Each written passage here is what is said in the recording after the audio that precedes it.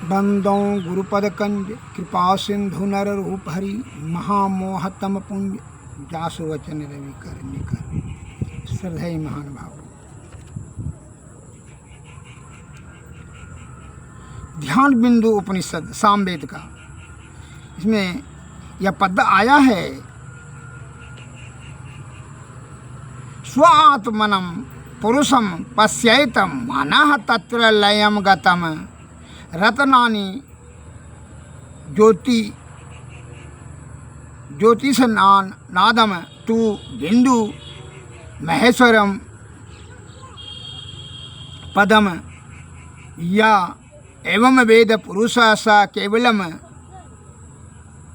सम नुत इति उपनिषत्। अर्थात मनुष्यों को अपनी आत्मा की ओर देखना चाहिए, जहाँ जाकर मन लय हो जाता है। जो रत्नों को, चंद्र ज्योतियों को, नाद को, बिंदु को और महेश्वर के परम पद को जानता है, वह कैवल्य पद पाता है। यही उपनिषद है। अर्थात अगर यदि कैवल्य पद प्राप्त करना चाहते हैं तो आत्मा को कल्याण करना चाहते हैं तो आत्मा को केवल देखना चाहिए, और जहाँ मन लय हो जाता है उसी का सदैव प्रयत्न करना चाहिए। जो रत्नों को, चंद्र ज्योति, नाद को, बिंदु को और महेश्वर के परम पद को जानता है, वह कैवल्य पद पाता है। यही उपनिषद बताता है आपको। जब तक कि आप मन का विकार को छीन नहीं कर लेते हैं, तब तक आप जो है कैवल्य पद प्राप्त नहीं कर सकते हैं। और मन संत महात्मा ज्ञानियों, ध्यानों, आत्मज्ञानियों के शब्दों की गंभीरता को समझ कर करके पहले मन का है, विषयों का मालिक मन है भैया, तो मन के जो ही पहले लीन कर दिया जाए। कहाँ? अनहत में। अनहत में जो शब्द होता है, शब्द में जो ध्वनि होती है, ध्वनि में जो ज्योति होती है, वही ज्योति में मन को लय किया जाता है। और जब मन लय हो जाएगा, लीन हो जाएगा, तब आदि शब्द तब क्या होगा? निशब्द में ही परब्रह्म की प्राप्ति अर्थात मोक्ष हो जाएगा, कैवल्य पद प्राप्ति हो जाएगा वहीं। तो वह इसलिए संत महात्मा लोग कहते हैं, जब तक हमारा मन मैल से युक्त है तब तक प्रभु की परछाई भी नहीं मिलेगी। दर्शन तो दूर की बात है। इसलिए हम अपने मन के राग, दोष, द्वेषा आदि विकारों को दूर करने का ही प्रयत्न करें। इसके लिए संत महात्माओं के शरण में जाएं। मैं एक लघु कथा बता रहा हूँ। किसी समय दीर्घाती नाम का एक राजा था। राजा दीर्घाती के ऊपर किसी दूसरे राजा ने चढ़ाई कर दी। घनघोर युद्ध के पश्चात राजा दीर्घाती की हार हो गई। अपनी पत्नी और लड़के को के साथ लेकर के भेष बदल कर वहाँ से भाग गया। उसके लड़के का नाम दीर्घायु था। तीनों भेष बदल कर जंगल के किनारे एक झोपड़ी बनाकर रहने लगे। दीर्घायु नौजवान, बुद्धिमान और ज्ञानवान था, लेकिन वह अपना उत्कर्ष दिखालाता तो पकड़ा जाता। इसलिए जंगल में लकड़ियाँ काट कर बेचता और अपने माता पिता का भरण पोषण करता। उससे तीनों का गुजारा होता। राजा दीर्घाती के शत्रु राजा ने गुप्तचरों से, सीआईडी से पता लगवा लिया और राजा दीर्घाती और पत्नी को साथ पकड़ लिया।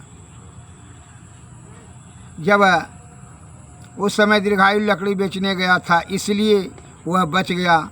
सिपाहियों ने राजा दीर्घाती और उसकी पत्नी को राज दरबार में उपस्थित किया। राजा ने सोचा, यह मेरा दुश्मन है, कभी अपना बैर चुकाएगा, कभी न कभी यह अपना बैर चुकाए, इसलिए इसकी जीवन लीला समाप्त कर देना अच्छा है। राजा दीर्घाती और उसकी पत्नी को सज़ा सुना दी गई कि कल 10 बजे दिन में उसको फांसी दी जाएगी। और फांसी का समय हो गया। उसका लड़का भी देखने के लिए आया। फांसी देखने के लिए बहुत सारे पब्लिक प्रजागण उपस्थित थे। उसी प्रजागण के बीच में राजा साहब ने उसको फांसी दिया। उसका बेटा भी छिप करके देख रहा था प्रजा की भीड़ के बीच में। तब वह समझ लिया दीर्घाती राजा ने, हमारा बेटा जरूर इसमें भीड़ में होगा।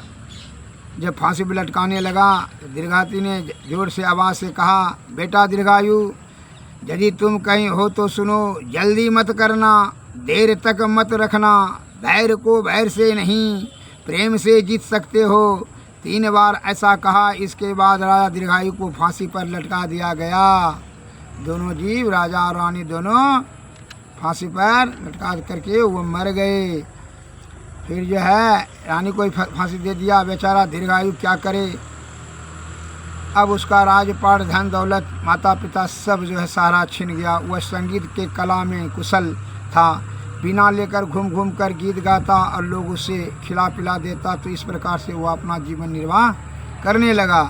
एक बार वह घूमते घूमते उसी राज्य के घोड़े के दरोगा के यहाँ चला गया। दरोगा जी संगीत के प्रेमी थे। उसने गाने को सुनकर बहुत प्रसन्न हुआ और बोले, तुम इधर उधर कहाँ भटकते हो, यही मेरे पास जब तक रहो गाना सुनाते रहो और मेरे यहाँ खाना पीना सब तुम्हारा सेवा होगा। दीर्घायु वहीं रहने लग गया, खाना खाता पीता और गीत सुनाता। एक रात दरोगा जी के आदेश पर वह बिना बजा करके गाना गा रहा था। उस रात राजा को नींद नहीं आ रही थी। वे भी अपनी महल से छत पर टहल रहे थे तो लय सुर तान के साथ सुरीली आवाज़ उनके कानों में पड़ी तो मुग्ध हुए, मंत्र मुग्ध हो गए। सवेरा होते उन्हें दरोगा जी को बुलवाया और पूछा, तुम्हारे यहाँ रात में कौन गाना गा रहा था? दरोगा जी ने उत्तर दिया, एक लड़का आया हुआ, वह गाना गा रहा था। राजा ने कहा, उसे मेरे पास भेज दो। दरोगा जी ने लड़के को राजा के पास भेज दिया। अब वह राजा के पास रहने लगा। राजा को गा गा करके संगीत सुनाता, उसका मनोरंजन करता होता। राजपुत्र तो वह था ही। राजा ने कहा, देखो जी, तुम सिर्फ गाना गाते हो, कुछ और काम करो। राजा ने उसे कुछ काम करने को दिया। उसने उस काम को बड़ी कुशलता और संपन्नता से कर दिखाया। राजा प्रसन्न होकर उसे कुछ ऊंचे पद पर दे दिया। जैसे जैसे वह काम कुशलतापूर्वक करने लगा, करता जाता राजा उसे ऊंचे से ऊंचा पद देते जा रहा था। और इस प्रकार से होते होते वह अंगरक्षक बन गया राजा साहब का। वह एक दिन वह शिकार खेलने के लिए राजा गए, उनके साथ में चले गए। वह दीर्घायु अंगरक्षक था। राजा साहब बड़ा विश्वास करते थे दीर्घायु पर, अपने अंगरक्षक पर। दीर्घायु वह पुराना शत्रु का राजा का बेटा था, उसको इस बात का ज्ञान नहीं था। दीर्घायु मन ही मन जो है सोचने लगा कि यही है जिसने मेरा धन दौलत राजपाट लुटा है। उसको सोया हुआ था, मेरे बाप का वध किया है, स्त्री हत्या के पाप से भी नहीं डरा है, मेरी माता और पिता का वध किया है। अतः वह नींद में सोया था। उसका मन हुआ कि इसको काट दें, लेकिन फिर वह बाप ने कहा कि प्रेम को प्रेम से निभाना, दुश्मनी से नहीं, दुश्मनी को दुश्मनी से नहीं समाप्त किया जाता है, प्रेम से। इस प्रकार से उसने इसका काम जो है ये छोड़ दिया, अपना जो है शुद्ध पवित्र कर लिया, विकार को मन से हटा दिया और उसका राजा के बाल पकड़कर तलवार म्यान में फिर रख दिया।